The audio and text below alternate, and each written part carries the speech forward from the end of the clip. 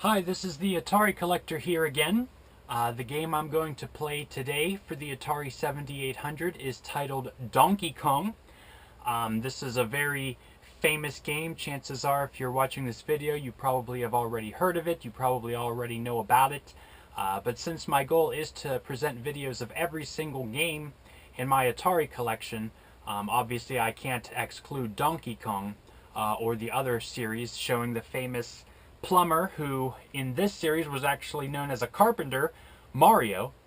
So as usual, in order to get to know the story that the original game makers had behind Donkey Kong, I'd like to read the information that you see on the back of the original game box and in the instruction manual. So first, the back of the box says, "Monkey business on the monkey bars. You are Mario, the fearless carpenter, and that big gorilla, Donkey Kong, has run off with your girlfriend.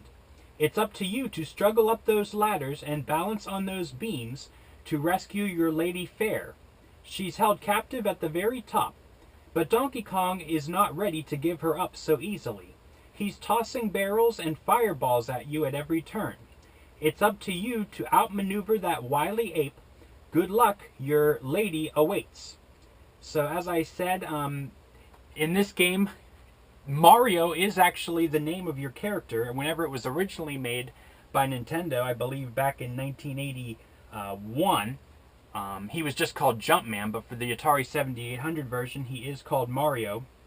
He's known as a carpenter in this game, and that's because throughout each level, you're actually scaling a construction site of sorts, and he also uses his hammer. And it mentions in the last level that you're trying to take out rivets. So whenever Mario first started, rather than being a plumber working on pipes, he was actually seen as a carpenter who was good with his hammer and, able to work with rivets and stuff like that. The game never mentions the name of your girlfriend. She is wearing pink and she's got the blonde hair, so those of today would probably call her Peach and would recognize her as Princess Toadstool or Peach, but in this game, she's just called your girlfriend, Mario's girlfriend. So that was the information on the back of the box, and now I'll go ahead and read the information in the instruction manual. It says, "Poor Mario, just when things were going so well for him, new girlfriend, new car, new job, that beastly ape Donkey Kong kidnaps Mario's girlfriend and drags her off screaming to the top of a steel fortress. To save her, Mario must climb to the top of the fortress, remove dangerous rivets, and fend off life-threatening barrels and fireballs that the ape throws down at him. It's a tough fight, and Mario needs your help. Be a chum, be his hero, help Mario save his girlfriend." And then the playing the game section reads, "Hold the controller so that the controller fire button is in the top left corner. Move the directional lever on your controller left to right to make Mario run on the ramps.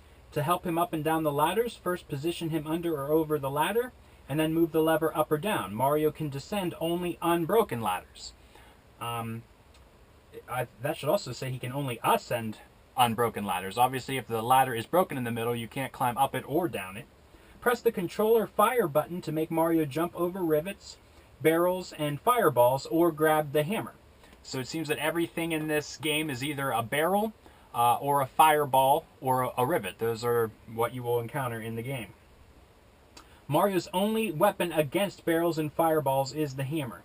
It's easier for him to jump over a barrel or fireball when he's running toward it.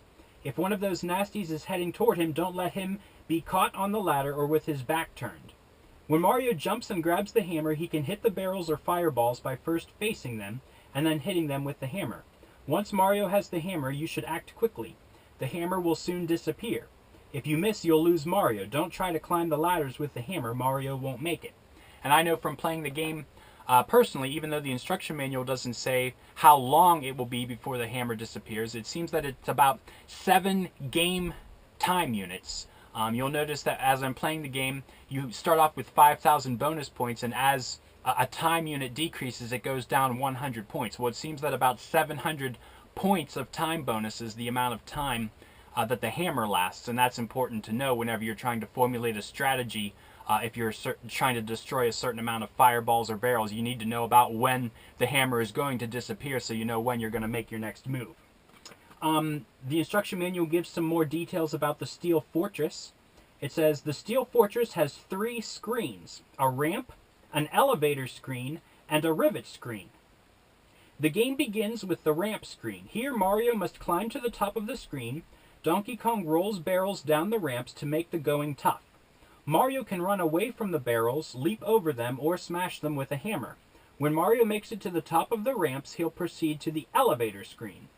Mario must use the elevators to make his way across several platforms while avoiding the mad springs, bouncing at the top of the screen. On the rivet screen, Mario must remove all of the rivets by either running or jumping over them. At the same time, he must avoid the fireballs that are chasing him. When Mario eliminates every rivet, he'll return to the ramp screen to continue his rescue mission at a more difficult level. From here, you can continue the game indefinitely until you run out of Marios. Each screen has a score, bonus points counter at the top. You'll start with 5,000 bonus points. You're racing against the clock. So if the counter reaches 0, you lose a Mario. As you go from screen to screen, you'll take your bonus points with you. And then it lets you know about the scoring. It says get a purse or umbrella. That's worth 800 points. So basically the purse or umbrella is supposed to be understood as items of Mario's girlfriend that she lost. So basically you're picking up her lost items for her. And again, that's appropriate because Peach certainly is seen with the umbrella later on in games, and probably the purse. Maybe not so much the purse, but at least her famous umbrella. Jumping a barrel is worth 100 points. Removing a rivet is worth 100 points. Smashing a barrel or fireball with a hammer is worth 500 points. And it says you get an extra life at 20,000 points. So basically, when you hit 20,000 points, you get 1 extra life, and then you will never get an extra life ever in the game. I'm not exactly sure why they even came up with that. You start off with 2 lives, and then whenever that extra life hits, you have 3. I don't know why they just didn't give you 3 and not give you any extra lives, but that's what they decided to do.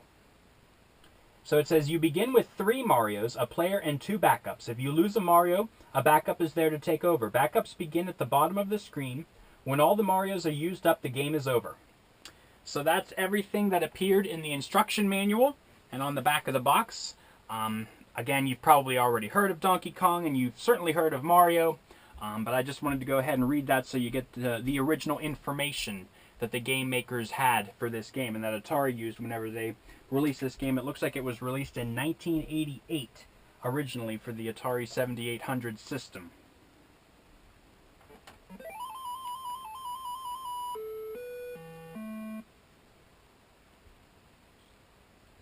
So now we'll go back to the main title screen.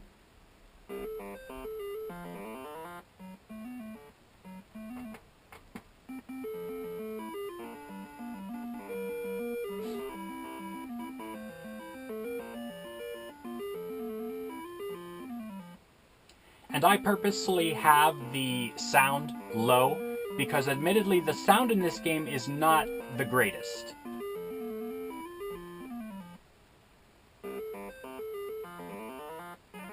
This is the demo screen, and you can hear that the walking sound effect of Mario is not very pleasant to the ears, especially whenever you combine it with the music that's playing in the background.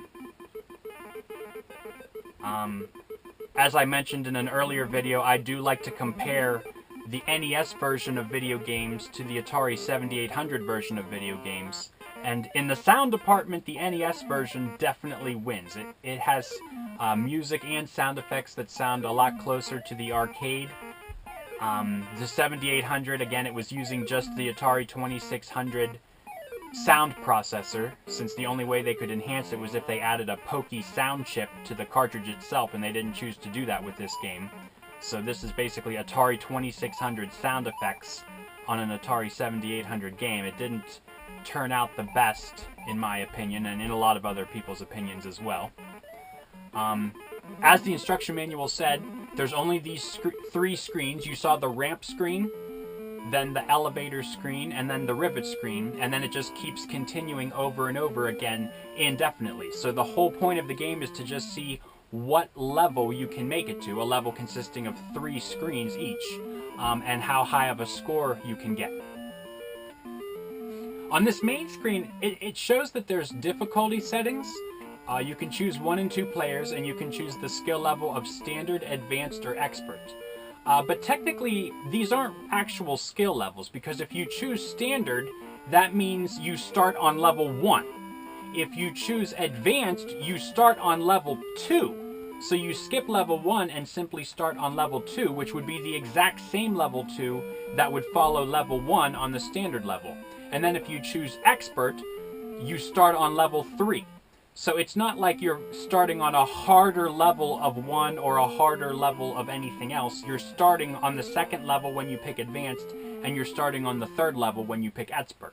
So either way, if you start on standard, you will see levels 2 and 3, which are called advanced and expert. So I really don't know why anyone would want to start on advanced or expert unless you don't want that high of a score, because obviously you're going to die a lot sooner than had you started on standard.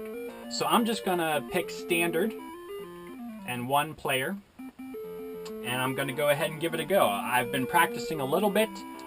Chances are I will not make it past level 5, but as I'm going through, I'll try to tell you the strategy that I've come up with as far as making it at least to level 5. I know I'm certainly not a great Donkey Kong player, and there are many other people out there that can certainly make it a lot farther than me. So there's something in my strategy that I'm going to need to improve if I want to make it farther, but I'll just go ahead and show you what I've got.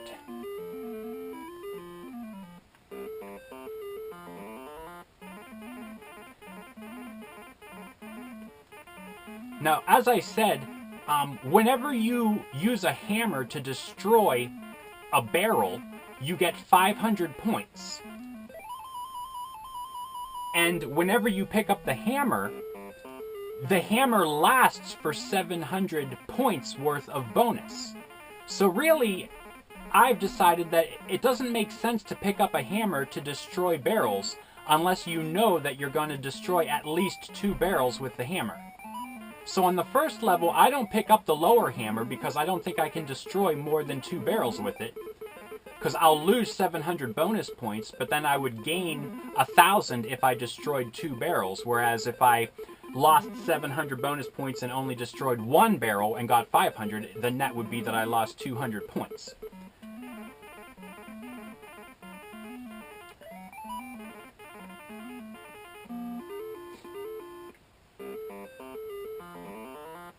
And the umbrella and the purse, as the instruction manual said, are each worth 800 points, so you always want to go for them as quickly as you can so that you don't lose too much time bonus.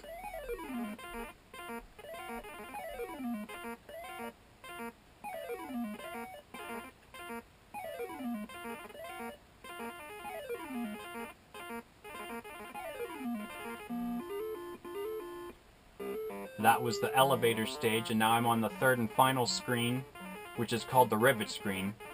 These little yellow blocks that when you walk over them, Mario's knocking out the rivets. Now on the rivet screen, I always get both hammers because the more you kill these enemies, which are called fireballs, even though they actually look like fire creatures, they're called fireballs. The more you clear them out, the less they're going to be a hindrance whenever you're trying to get the other rivets. And plus, you usually can kill at least 2 of them. So as far as points are concerned, you lose 700 bonus points with the hammer, but you gain 1,000, so the net is at least 300. So it even helps your score to get the hammer and kill enemies. And there Mario knocked down Donkey Kong. He saved his girlfriend. There's the love pink heart. And now you're back on the ramp screen, but now you'll see in the upper right corner it says L2. So this is level 2, or the second set of the 3 screens. And here it's profitable to get this hammer because I know I'm going to destroy more than 2 barrels and make up for the time that I lost.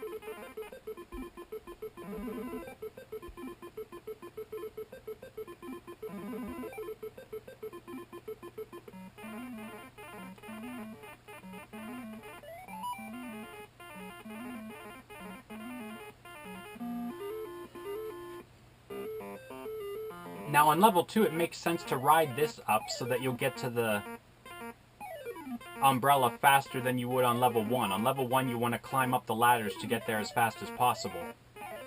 But on level 2 that elevator will take you up faster than you'll get there if you simply climb the ladder on your own.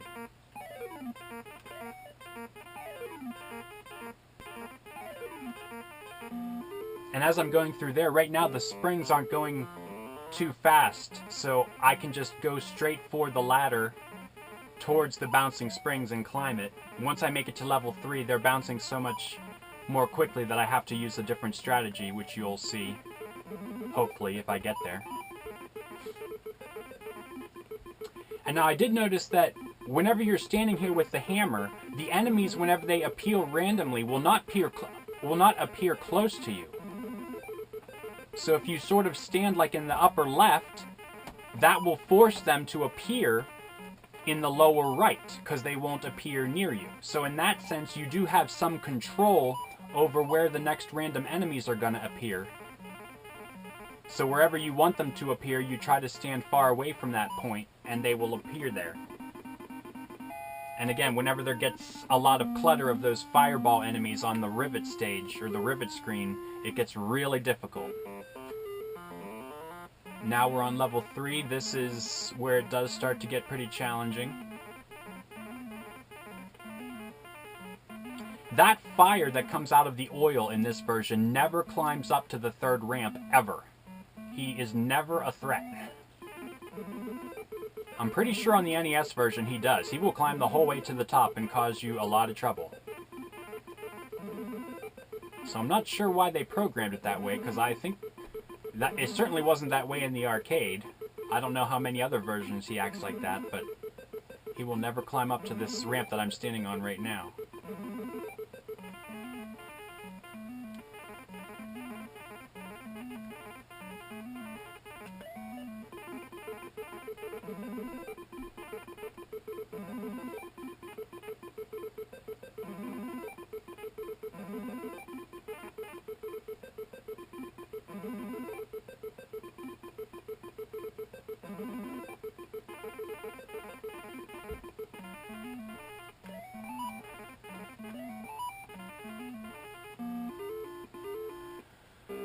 Now's whenever the springs are going to get really fast. And you pretty much have to walk past them, stand to the left of them as they bounce over your head, and then go to the right whenever you have the opportunity that you know you can make it to the ladder.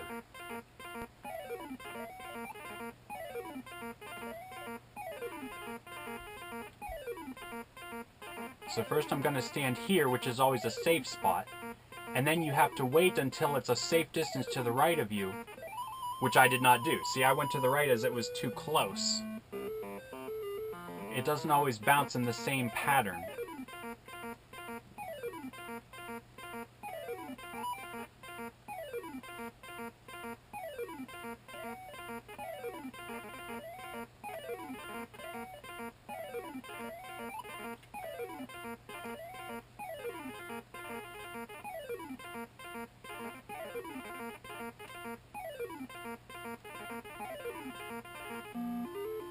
And if that was level 4, I would have not made it.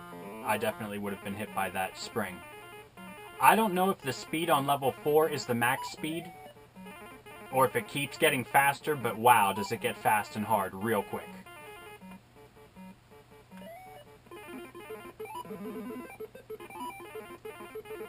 And again, I'm going to stand here so that whenever the enemies appear randomly, it'll be to the right of me, and often to the lower right of me, but sometimes above. Because they don't appear close to you.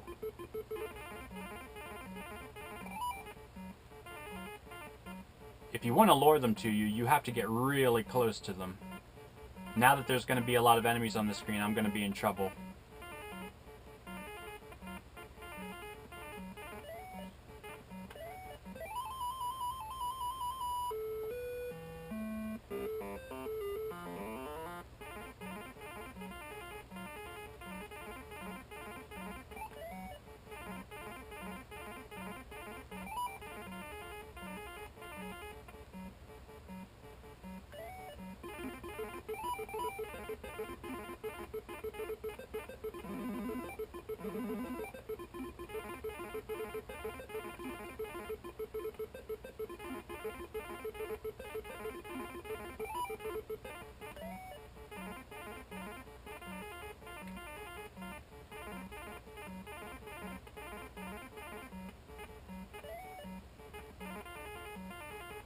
And now I don't know what I'm gonna do. It looks like I'm toast.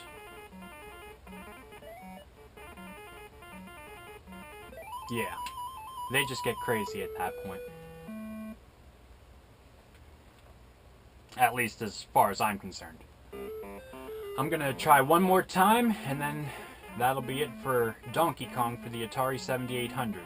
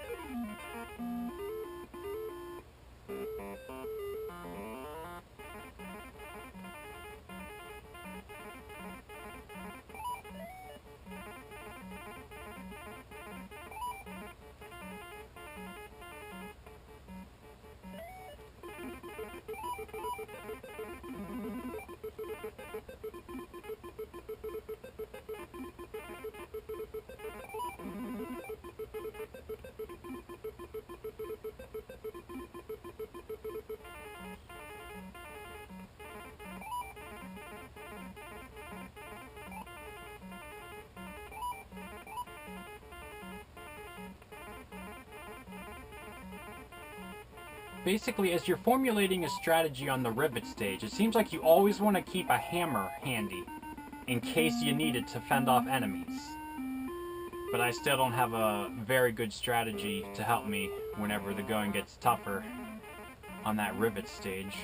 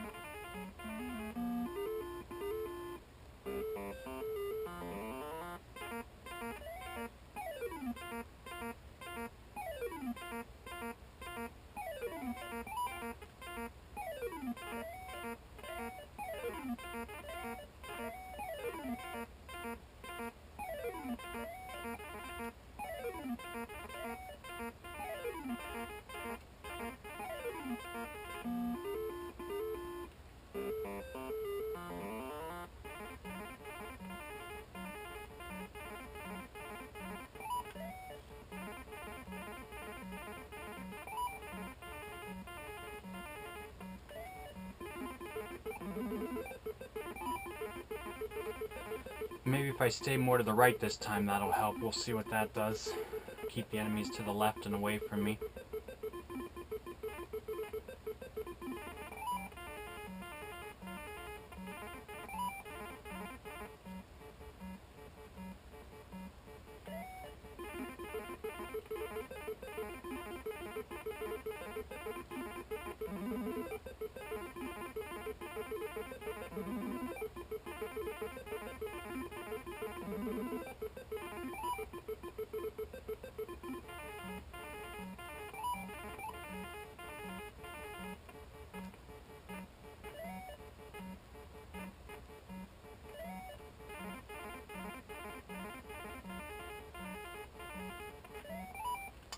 That was close.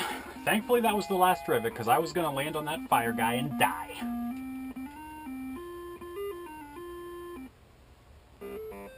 Level 3.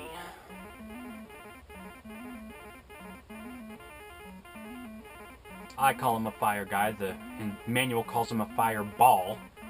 Even though he looks like a being with eyes, he looks a lot more than a ball.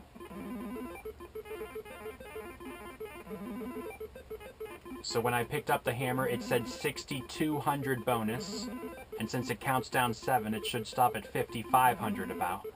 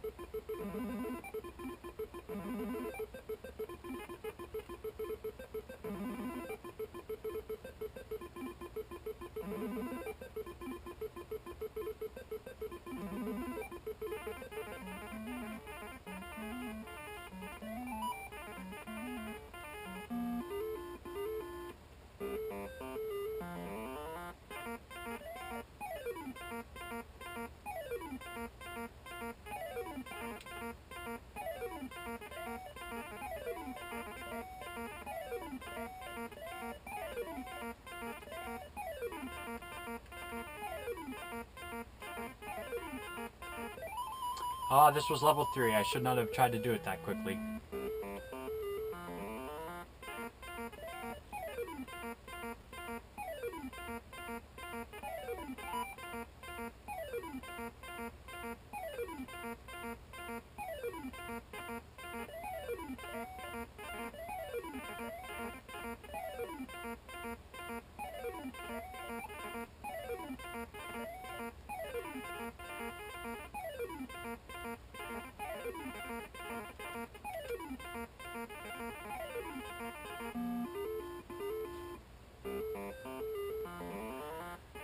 Now's when these guys get really annoying.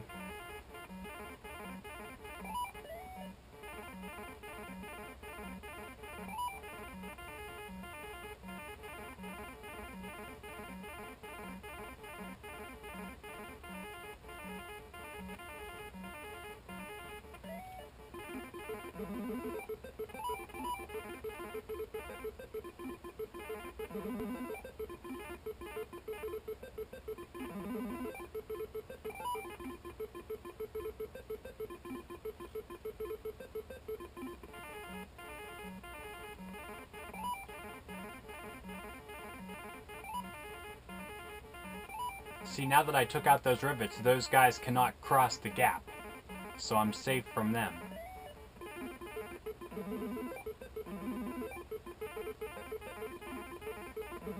And it looks like I'm definitely in control for this last rivet.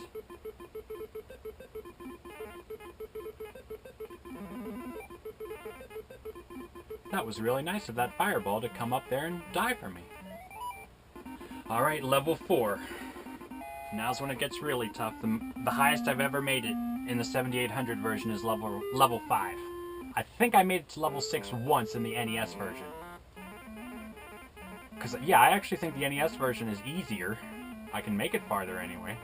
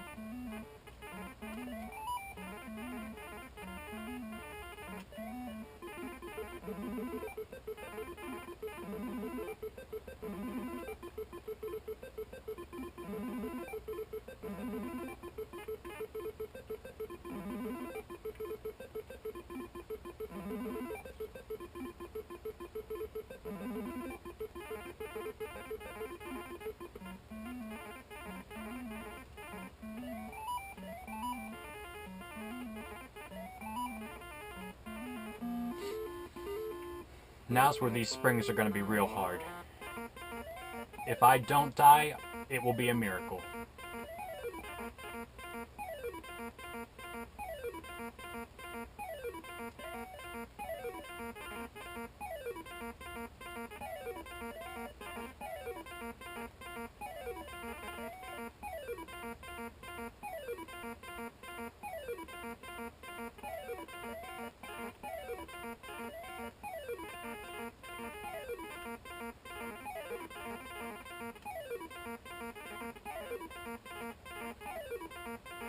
Ah.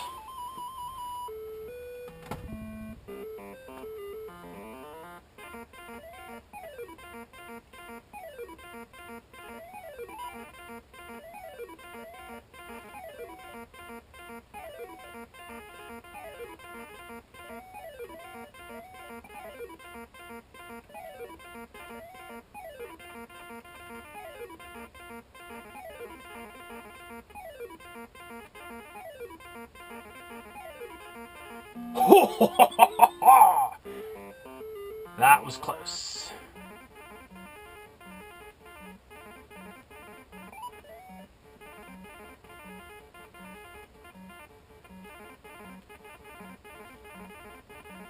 I really want to get that rivet, dang it. Shoot!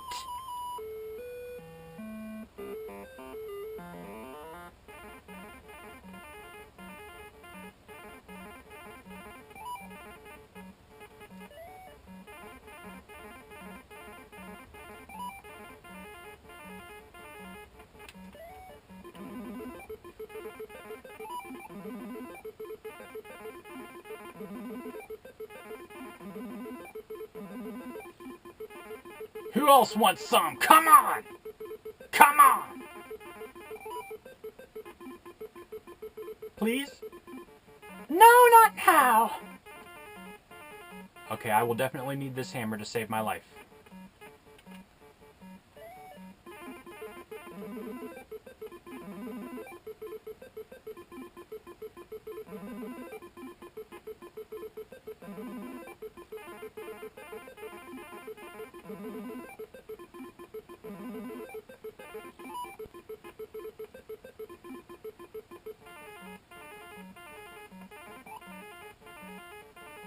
That guy's gonna be my death.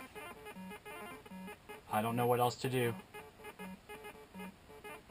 Oh, I hate that! Well, I broke 100,000, didn't make it to level 5. I think the most I've gotten is maybe 120,000 and I made it to level 5, but that's Donkey Kong for you. Thanks again for watching my classic Atari video game video.